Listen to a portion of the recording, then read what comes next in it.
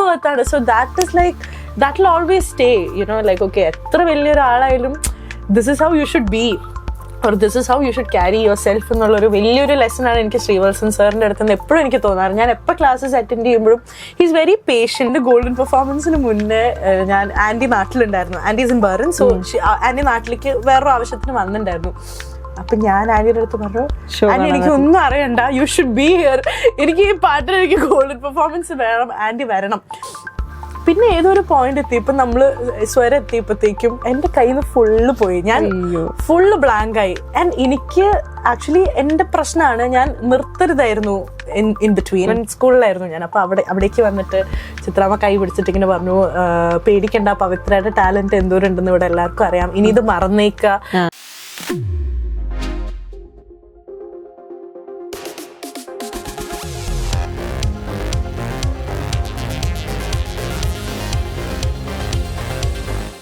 കർണാട്ടിക് മ്യൂസിക്കിന് അതിൻ്റെതായ ഒരു ഭംഗി അല്ലേ?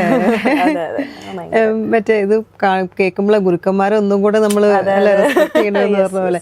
ഏറ്റവും വലിയ ബിഗസ്റ്റ് ലെസൺ എന്തായിരുന്നു ഈ ഗുരുക്കന്മാരുടെ അടുത്ത് നിന്ന് കിട്ടിയത്? ഇപ്പൊ വത്സൻ ചേട്ടൻ്റെ അടുത്താണെങ്കിലും ശ്രീമതി സുമ ഉണ്ണികൃഷ്ണ മാമിന്റെ അടുത്താണെങ്കിലും.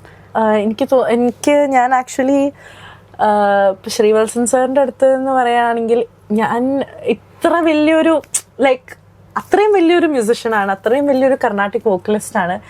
പക്ഷേ the fact that he is so humble, you know, ഭയങ്കര ഇപ്പം ഞാൻ ഐ ഡോണ്ട് നോ, ലൈക്ക് നമ്മളിപ്പം എസ്പെഷ്യലി ഇപ്പം ക്ലാസ്സസിന് ഇരിക്കുമ്പോഴും നമ്മൾ അത്ര വലിയൊരാളുടെ മുന്നിലാണ് നമ്മളിരുന്ന് പാട്ട് പഠിക്കണേ നമുക്ക് തോന്നുന്നില്ല. ബിക്കോസ് ആൾ അത്രയും ഹംബിൾ ആണ്. And it's very soft spoken, ഭയങ്കര എന്താ പറയാ, ഡൗൺ ടു എർത്ത് ആണ്. So that is like that will always stay, you know, like okay എത്ര വലിയൊരാളായാലും this is how you should be or this is how you should carry yourself എന്നുള്ളൊരു വലിയൊരു ലെസണാണ് എനിക്ക് ശ്രീവത്സൻ സാറിൻ്റെ അടുത്ത് നിന്ന് എപ്പോഴും എനിക്ക് തോന്നാറ്. ഞാൻ എപ്പോൾ ക്ലാസ്സസ് അറ്റൻഡ് ചെയ്യുമ്പോഴും ഹീസ് വെരി പേഷ്യൻറ്റ്. ഒന്നാമത്തെ കാരണം നമ്മൾ എത്ര തെറ്റുകൾ ഉണ്ടാക്കണം പാടുമ്പോൾ. അതും സാറിപ്പം ഒരു കൃതി പറഞ്ഞു തരാണെങ്കിലും നമ്മൾ അതൊരു 3, 4, 5 പ്രാവശ്യം പറയുമ്പോഴായിരിക്കും നമുക്കത് രജിസ്റ്റർ ആവുക. പക്ഷെ ഞാൻ സാർ ഇതുവരെ ദേഷ്യപ്പെടുന്ന കണ്ടിട്ടേ ഇല്ല. ഹീസ് വെരി എന്താ പറയാ, വെരി പേഷ്യൻറ്റ്. ആൻഡ് 5ാമത്തെ പ്രാവശ്യം പറഞ്ഞു തരുമ്പോഴും ആദ്യത്തെ പ്രാവശ്യം പറഞ്ഞു തന്ന അതേ എന്താ പറയാ, അതേ ക്ഷമയോടെയാണ് ആള് പറഞ്ഞു തരാറ്. അപ്പോൾ എനിക്കിപ്പോഴും ഞാൻ കുറേ നമ്മളിങ്ങനെ പാടുമ്പോൾ കുറേ തെറ്റുകളൊക്കെ പാടുമ്പോൾ കുഴപ്പമില്ല, പാടിക്കോളൂ, കോൺഫിഡൻ്റ് ആയിട്ട് പാടൂ, തെറ്റെന്നല്ല നമ്മൾ പഠിക്കാന്ന് ഇങ്ങനെ പറയും. അപ്പോൾ എനിക്കെപ്പോഴും അതാണ് എനിക്ക് സാറെന്ന് പറയുമ്പോൾ എങ്ങനെ ഒരു ഹ്യൂമൻ ബീങ്, എങ്ങനെ ഒരു മ്യൂസിഷ്യൻ എങ്ങനെ ആയിരിക്കണം എന്നുള്ളൊരു ഏറ്റവും വലിയൊരു എക്സാമ്പിൾ, ലൈക്ക് എൻ്റെ ഒരു ഞാൻ ലുക്കപ്പ് ടു ചെയ്യുന്ന എൻ്റെ ഒരു റോൾ മോഡൽ ഡെഫിനറ്റ്ലി സാർ തന്നെയായിരിക്കും. കാരണം I still wonder like how can somebody do a lot of music and work simultaneously. Sir he's also working, right? എല്ലാം അതിൻ്റെതായ ഇമ്പോർട്ടൻസിലും അതിൻ്റെതായിട്ടുള്ള സ്പേസിലുമാണ് എല്ലാം സാർ ക്യാരി ചെയ്യണം. അപ്പം ഞാൻ that has been my inspiration to also work. Like എനിക്ക് actually music തന്നെ full time ചെയ്യണം എന്നായിരുന്നു ആഗ്രഹം. പക്ഷെ ദെൻ സാറിനെ കണ്ടിട്ടാണ് എനിക്ക് മറ്റേ കണ്ടോ ഇങ്ങനെ ചെയ്യാൻ പറ്റും എന്ന് മനസ്സിലാവുന്നത് സാറിനെ കണ്ടിട്ടാണ്. കാരണം അതുവരെ നമ്മൾ വിചാരിക്കും ഓക്കെ മ്യൂസിക് മാത്രം ചെയ്യാം, ഒരു ഇതിൽ തന്നെ ഫുൾ ഫോക്കസ് കൊടുത്താൽ മതി എന്ന് നമ്മൾ വിചാരിക്കും. പക്ഷെ സാറാണ് പഠിപ്പിച്ച് തന്നത് that you know you can do both with അതിൻ്റെതായിട്ടുള്ള ഗ്രേസിൽ നമുക്ക് രണ്ടും ഒരുമിച്ച് തന്നെ ക്യാരി ചെയ്യാൻ പറ്റും എന്ന് സാറിനെ കണ്ടിട്ടാണ് ഞാൻ പഠിക്കണത്. അപ്പോൾ അപ്പോൾ എനിക്ക് സാറിൻ്റെ കയ്യിൽ ഏറ്റവും വലിയ ലെസൺ ഇസ് ദാറ്റ് ഓക്കെ എത്ര വലിയ മ്യൂസിഷ്യൻ ആയാലും എത്ര നോളജ് ഉണ്ടെങ്കിലും you know if you are not a good human or if you have that ആ ഒരു അഹംഭാവം ഉണ്ടെങ്കിൽ you will not reach anywhere. So he keeps all of his students grounded. So sir അതായിരിക്കും. പിന്നെ ടീച്ചർ ഈ പറഞ്ഞ പോലെ സുമാൻറ്റി എനിക്ക് she's like a mom to me. Like ഞാൻ എൻ്റെ അമ്മയുടെ അടുത്ത് എങ്ങനെയാണോ സംസാരിക്കുന്നത് അതുപോലെയാണ് സുമാൻറ്റിയും സുമാൻറ്റിയുടെ ഫാമിലിയും എല്ലാവരുമായിട്ടും ഞാൻ അങ്ങനത്തെ ഒരു കണക്ഷനാണ് എനിക്കുള്ളത്. അപ്പോൾ ആൻറ്റി ഞാൻ എന്താ ബിഗ്ഗസ്റ്റ് ലെസൺ എന്താ വെച്ചാൽ എനിക്കറിയില്ല പറയാനായിട്ട്. കാരണം ഈ പറഞ്ഞ പോലെ എൻ്റെ ഒരു ഫാമിലിൻ്റെ ഭാഗമായിട്ടാണ് ഞാൻ ആൻറ്റീനെ എപ്പോഴും കണ്ടിട്ടുള്ളത്. അപ്പോൾ എനിക്ക് എല്ലാ ദിവസവും ഈ വേറൊരു കാര്യം പറയാനായിട്ടുണ്ടെങ്കിൽ എനിക്ക് ആൻറ്റി ഉള്ളപ്പോൾ ഭയങ്കര കോൺഫിഡൻസാണ് പാടാൻ. അതിപ്പോ പണ്ട് തൊട്ടിട്ടേ ആണെങ്കിലും ഞാൻ സ്കൂളിൽ പഠിക്കുമ്പോഴും ഞാൻ പറഞ്ഞില്ല ബെറൻ കേരളീയ സമ്മാനം കോമ്പറ്റീഷൻസിനൊക്കെ പോകുമ്പോഴും ഞാൻ എപ്പോഴും ആന്റിയുടെ അടുത്ത് പറയും ആന്റി ഉണ്ടെങ്കിൽ എനിക്ക് ഫസ്റ്റ് പ്രൈസ് കിട്ടുള്ളൂ. അതായത് ഇപ്പൊ ചില ആൾക്കാർക്കുണ്ട് അവരുടെ പേരൻസിനെ മുന്നിൽ കണ്ടാല് ദേ ക്യാൻ പെർഫോം വെൽ എന്നുള്ളൊരു സാധനം. എനിക്കത് ആന്റിയാ. ലൈക്ക് എനിക്കിപ്പോ ഞാനിപ്പോ ഒരു സ്റ്റേജിൽ ഇരിക്കുകയാണ്, എന്റെ മുന്നിൽ ആന്റി ഉണ്ടെങ്കിൽ ഞാൻ നന്നായിട്ട് പാടും. അത് ഞാൻ പാടുന്നതിന് മുന്നേ തന്നെ എനിക്കറിയാം ഞാൻ നന്നായിട്ട് പാടുന്നുള്ളത്, എനിക്ക് പ്രൈസ് കിട്ടുന്നുള്ളതും എനിക്കറിയാം. അപ്പം ആന്റി എപ്പം മുന്നിലുണ്ടെങ്കിൽ എനിക്ക് ഫസ്റ്റ് പ്രൈസ് മാത്രമേ കിട്ടിയിട്ടുള്ളൂ. ആൻഡ് ഈവൻ സ്റ്റാർ സിംഗറിലായാലും അങ്ങനത്തെ ഒരു എക്സ്പീരിയൻസ് ഉണ്ടായിരുന്നു. എനിക്ക് കുറെ കഴിഞ്ഞിട്ടാണ് ഒരു ഗോൾഡൻ പെർഫോമൻസ് ഒക്കെ കിട്ടുന്നത് കേട്ടോ. അപ്പൊ ഞാൻ എന്റെ ഗോൾഡൻ പെർഫോമൻസിന് മുന്നേ ഞാൻ ആന്റി നാട്ടിലുണ്ടായിരുന്നു. Aunty is in Bern. So aunty നാട്ടിലേക്ക് വേറൊരു ആവശ്യത്തിന് വന്നിട്ടുണ്ടായിരുന്നു. അപ്പൊ ഞാൻ ആന്റിയുടെ അടുത്ത് പറഞ്ഞു, ആന്റി എനിക്ക് ഒന്നും അറിയണ്ട, യു ഷുഡ് ബി ഹിയർ, എനിക്ക് ഈ പാട്ടിന് എനിക്ക് ഗോൾഡൻ പെർഫോമൻസ് വേണം, ആന്റി വരണം എന്ന് ഞാൻ പറഞ്ഞു. ആന്റി വന്നു. ആന്റിയുടെ പ്രസൻസിൽ എനിക്ക് ഗോൾഡൻ പെർഫോമൻസ് കിട്ടിയത്. സോ അത് ഓരോരുത്തരുടെ ഒരു വിശ്വാസമാണ്.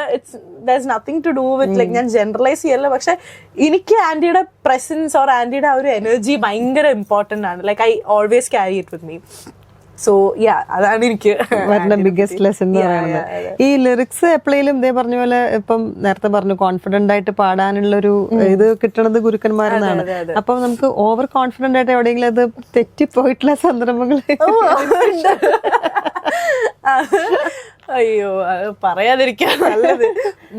സ്റ്റാർ സിംഗറിൽ തന്നെ നമുക്ക് ജൂനിയർ വേഴ്സസ് സീനിയർ ഉണ്ടായിരുന്നു. ഒരു 2 പ്രാവശ്യം അതുണ്ടായിരുന്നു. ഒന്ന് ബ്രേക്കിന് മുന്നേ ആയിരുന്നു, ഒന്ന് ബ്രേക്ക് കഴിഞ്ഞിട്ടായിരുന്നു. സോ അപ്പൊ എനിക്ക് കിട്ടിയ പാട്ട് ഒരു പക്ക കർണാട്ടിക് ബേസ്ഡ് ഒരു സോങ്, ഒരു കൃതിയായിരുന്നു. ഹിന്ദോളത്തിലുള്ള സാമജവരഗമന എന്ന് പറഞ്ഞിട്ട്. ആൻഡ് എന്റെ പേര് നന്ദയായിരുന്നു. സോ എനിക്ക് ആ കൃതി കിട്ടിയപ്പോ ഞാൻ ഭയങ്കര എക്സൈറ്റഡ് ആയിരുന്നു. I was just like oh my god, എനിക്ക് ഫൈനലി ഒരു കൃതി കിട്ടി, എനിക്കിത് പാടണം. എനിക്ക് ഞാൻ തന്നെ ഭയങ്കര ക്യാരിഡ് അവേ ആയിരുന്നു ആക്ച്വലി. ഇതാണ് എന്ന് അറിഞ്ഞപ്പോ തന്നെ I was just like very happy, ഭയങ്കര എക്സൈറ്റഡ് ആയിരുന്നു. ഇനിയൊന്നും നോക്കാനില്ല എന്നുള്ളൊരു തോട്ടായിരുന്നു. അപ്പൊ ഞാൻ അതില് വർക്ക് ചെയ്യുമ്പോഴും എനിക്കിത് ഏറ്റവും ബെസ്റ്റായിട്ട് ചെയ്യണം, എന്റെ മാക്സിമം കൊടുക്കണം എന്നുള്ളൊരു മൈൻഡിലാണ് ഞാൻ ഇതിന് പുറകെ ഇരുന്ന് വർക്ക് ചെയ്യുന്നത്. ആൻഡ് ഞാൻ ഭയങ്കരമായിട്ട് വർക്ക് ചെയ്തിട്ടുണ്ടായിരുന്നു. അതായിരുന്നു പ്രശ്നം. Like I actually worked so much for this and ആ ഒരു pressure to do it really well on stage got in to my head. So എനിക്ക് എന്താ പറയാ, ആൻഡ് അതിന്റെ ഡിസൈൻ ഒക്കെ കുറെ ഹെൽപ്പ് ചെയ്തത് മിഥുൻ ചേട്ടനൊക്കെ ആയിരുന്നു. അപ്പൊ എനിക്ക് ഭയങ്കര അതിന്റെ ആ ഡിസൈൻ ചെയ്തിരിക്കുന്ന രീതിയും കാര്യങ്ങളൊക്കെ എനിക്ക് ഭയങ്കര ഇഷ്ടമായി.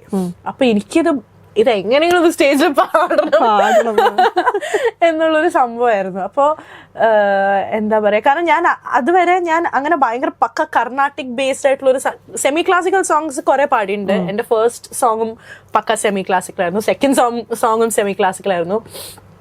പക്ഷെ ഒരു കർണാട്ടിക് ബേസ്ഡ് സാധനം ഞാൻ ആ സ്റ്റേജിൽ പാടിയിട്ടുണ്ടായില്ല. I was craving to sing that, you know. അപ്പോ ഞാനതിങ്ങനെ പറഞ്ഞു നടക്കണ്ടോ, എനിക്ക് കർണാട്ടിക് ബേസ്ഡ് സംഭവം കിട്ടി എന്നുള്ള ഒരു സാധനം ഞാനിങ്ങനെ എല്ലാവരുടെ അടുത്തും പറഞ്ഞു നടക്കാണ്. അപ്പോൾ എനിക്കത് നാച്ചുറലി ഭയങ്കര ബെസ്റ്റായിട്ട് അത് അവിടെ പെർഫോം ചെയ്യണം എന്നുണ്ടായിരുന്നു. പക്ഷെ എനിക്ക് അറിയായിരുന്നു ഞാൻ നമ്മൾ പെർഫോം ചെയ്യുന്നതിന് മുന്നേ തൊട്ടിട്ട് തന്നെ എനിക്ക് I started forgetting like the order of the kriti. Like നമ്മള് അത് ഡിസൈൻ ചെയ്ത് വെച്ച രീതിയൊക്കെ എനിക്ക് പയ്യെ ഇങ്ങനെ മറക്കാൻ തുടങ്ങി. ലൈക്ക് പെർഫോമൻസിന് മുന്നേ തന്നെ, അതായത് എന്റെ മുന്നത്തെ പെർഫോമൻസിന് അവിടെ പിള്ളേർ നിൽക്കുമ്പോൾ തന്നെ അപ്പൊ ഞാനിങ്ങനെ മിഥുൻ ചേട്ടന്റെ അടുത്ത് പറയുന്നുണ്ട്, ചേട്ടാ എനിക്ക് ഓർഡർ ഓർമ്മയില്ല, ചേട്ടന്റെ സ്ഥിരം നീ വെറുതെ ഓവർ തിങ്ക് ചെയ്യുന്നത്, നീ അവിടെ എത്തുമ്പോൾ നീ പാടിക്കോളും, അങ്ങനെ എന്തോ പറഞ്ഞിട്ടുണ്ടായി. അപ്പൊ എനിക്കറിയായിരുന്നു ഇത് കയ്യിൽ നിന്ന് പോകാനുള്ള ചാൻസ് ഉണ്ട്. കാരണം ഐ കുഡന്റ് റീകളക്ട്. ഞാൻ അതിന് മുന്നേ പാടുന്നതിന് മുന്നേ ആയാലും എനിക്കൊന്നും ഓർമ്മ കിട്ടുന്നുണ്ടായിട്ടില്ല. പക്ഷെ ഞാൻ വിചാരിച്ചു 4 കാലിൽ വീഴായിരിക്കും, എങ്ങനെയെങ്കിലുമൊക്കെ പാടാം എന്ന് ഞാൻ വിചാരിച്ചു. പക്ഷെ സ്റ്റേജിൽ എത്തിയപ്പോ പറഞ്ഞ പോലെ ഒരു സംഗതി ഞങ്ങൾ രണ്ടുപേരും പാടിയത് ക്ലാഷായി. ക്ലാഷ് ആയപ്പോഴത്തേക്ക് എന്റെ കോൺഫിഡൻസ് ലെവൽ ഫുൾ ഡ്രോപ്പായി. അതായത് എനിക്ക് മനസ്സിലായി ഓക്കെ ഇത് ഫുൾ പിന്നെ എനിക്കെന്താ വെച്ചാൽ എനിക്ക് ഒരു മിസ്റ്റേക്ക് മേ ബി ലൈക്ക് അത് ആൾക്കാർ നോട്ടീസ് ചെയ്തിട്ടുണ്ടാവണം എന്ന് പോലും ഇല്ല. പക്ഷെ എനിക്കറിയാലോ അത് തെറ്റിന്നുള്ളത്. അത് ഞാൻ ഭയങ്കരമായിട്ട് എന്റെ മുഖത്ത് കാണിക്കും. സോ അത് തെറ്റിയപ്പോഴത്തേക്കും I'm just like okay കൊള്ളാം എല്ലാം പോയി എങ്ങനെയെങ്കിലും തീർക്കണം എങ്ങനെയെങ്കിലും ഒന്ന് തീർക്കണം എന്ന് എനിക്ക് അവിടെ നിന്ന് മനസ്സിലായി. പക്ഷെ പിന്നെ I'm just like okay ഇനിയുണ്ടല്ലോ, ഇനിയും കുറെ കിടക്കുന്നുണ്ട് പാടാനായിട്ട്. പിന്നെ ഏതൊരു പോയിന്റ് എത്തിയപ്പോ നമ്മള് സ്വരം എത്തിയപ്പോഴത്തേക്കും എന്റെ കയ്യിൽ നിന്ന് ഫുള്ള് പോയി, ഞാൻ ഫുള്ള് ബ്ലാങ്ക് ആയി. ആൻഡ് എനിക്ക് ആക്ച്വലി എന്റെ പ്രശ്നമാണ്, ഞാൻ നിർത്തരുതായിരുന്നു ഇൻ ബിറ്റ്വീൻ, പക്ഷെ ഞാൻ മൊത്തത്തിൽ ഗിവ് അപ്പ് ചെയ്തു. ലൈക്ക് ഓൺ സ്റ്റേജ് ഞാനിങ്ങനെ ഇനി ഞാൻ പാടുന്നില്ല എന്നുള്ളൊരു സ്കീമില് ഞാൻ എന്റെ ആറ്റിറ്റ്യൂഡ് അത് ബിക്കോസ് എനിക്ക് മെന്റലി ഞാൻ ഭയങ്കര അപ്സെറ്റ് ആയി. ഞാൻ ഓൺ സ്റ്റേജ് തന്നെ ഐ വാസ് ജസ്റ്റ് ലൈക്ക് ഇനി എനിക്ക് പാടാൻ പറ്റില്ല എന്നുള്ളൊരു പക്ഷെ ഞാൻ കരഞ്ഞിട്ടൊന്നും ഉണ്ടായിരുന്നില്ല. പക്ഷെ എനിക്ക് ഭയങ്കര വിഷമായി അവിടെ നിന്ന് പോയപ്പോ തന്നെ. അപ്പൊ എന്റെ ഭയങ്കര പറയാതിരിക്കാൻ വയ്യ, നമ്മുടെ മെന്റേഴ്സും കണ്ടസ്റ്റൻസും തന്ന സപ്പോർട്ട് വാസ് ഹ്യൂജ്. ലൈക്ക് അവര് ആ സമയത്ത് എനിക്ക് തന്ന സപ്പോർട്ട് എന്ന് പറയാനായിട്ട് അവര് അപ്പോഴും പറയുന്നുണ്ട് പാട് കംപ്ലീറ്റ് ചെയ്യും. നന്ദ അവിടെ നിന്ന് പറയുന്നുണ്ട് പാട്, ഇത് നമുക്ക് we have to finish it, we have to complete it. Judges ആണെങ്കിലും പറയുന്നുണ്ട് തീർക്കണം എന്നുള്ളത്. പിന്നെ എങ്ങനെയൊക്കെയോ പാടി തീർത്തു, ഫുൾ ഫംബിൾ ചെയ്ത് എന്തൊക്കെയോ പാടി ഞാൻ ഫൈനലി ഫിനിഷ്ഡ് ഇറ്റ്. അപ്പോ കഴിഞ്ഞപ്പോഴും ഞാനിങ്ങനെ എങ്ങനെ നിക്കാം, ബ്ലിങ്കസി ആയിട്ട് നിക്കാം. പക്ഷെ എന്നാ എനിക്ക് കൂടുതൽ അങ്ങനെ ഇമോഷൻസ് പുറത്ത് ആ ഒരു മൊമെന്റിൽ വന്നിട്ടുണ്ടായിരുന്നു. ബിക്കോസ് ഓക്കെ എന്തായാലും കൊള ഇനിയിപ്പോ പറഞ്ഞിട്ട് കാര്യമില്ല എന്നുള്ളൊരു സാധനമായിരുന്നു. And I have to mention നന്ദയുടെ സപ്പോർട്ട് വാസ് ഹ്യൂജ്. ലൈക്ക് അവള് തന്ന she is a good friend of mine ട്ടോ. അപ്പം അവള് സ്റ്റേജിൽ വെച്ചിട്ടായാലും അവള് she help me together. Like ആ സമയത്ത് ഒരുപക്ഷെ അവള് ഇല്ലായിരുന്നെങ്കിൽ ഞാൻ മൊത്തത്തിൽ ചിലപ്പോൾ ഡൗൺ ആയിരുന്നു. പക്ഷെ ഷീ വാസ് ദെയർ, അവള് ഭയങ്കര സപ്പോർട്ടീവ് ആയിരുന്നു. ആൻഡ് ദെൻ ഇങ്ങനെ ജഡ്ജസ് കോമന്റ്സ് ഒക്കെ പറഞ്ഞു. പിന്നെ ശ്രീനിവാസൻ സാർ ആയിരുന്നു അന്ന് ഗസ്റ്റ് ആയിട്ട് വന്നിരുന്നത്. Of I'm so thankful. കാരണം സാറ് അത് കഴിഞ്ഞപ്പോ സാർ ഇങ്ങനെ പറഞ്ഞു that I want to listen like what you guys have planned. അതെനിക്ക് മര്യാദയ്ക്ക് പ്രോപ്പർ ആയിട്ട് കേൾക്കണം, ഒന്നുകൂടി പാടൂ. ലൈക്ക് നിർത്തിയ പോർഷൻ തൊട്ടിട്ട് ഒന്നുകൂടി പാടാൻ. അപ്പൊ പാടിയപ്പോ എല്ലാം കറക്റ്റ് ആയിട്ട് വന്നു. എന്തിനാന്ന് എനിക്കറിയില്ല. പക്ഷെ രണ്ടാമത് പാടിയപ്പോ എല്ലാം കറക്റ്റ് ആയിട്ട് പേടി പോയി.